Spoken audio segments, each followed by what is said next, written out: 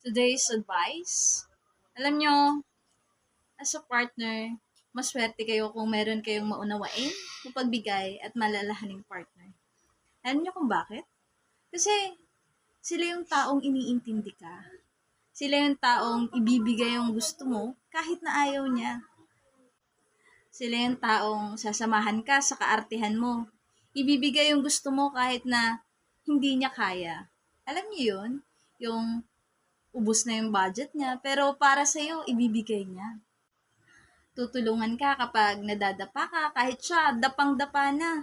Yung sobrang nasasaktan na siya, pero hahayaan niyang ibigay yung meron siya para lang mapasaya ka.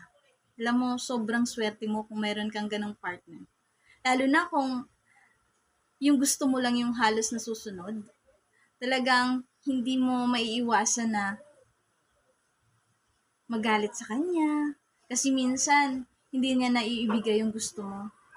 Pero in the end, dapat marunong kang magbigay. Huwag mong hahayaan na maubos siya.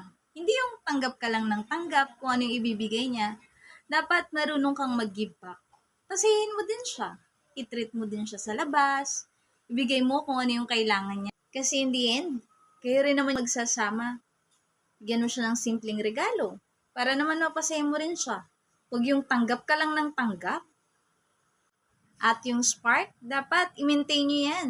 Mag-date kayo sa labas, manood kayo ng movies, mag-picnic date kayo, para naman ma-maintain nyo yung relationship na masaya na meron kayo.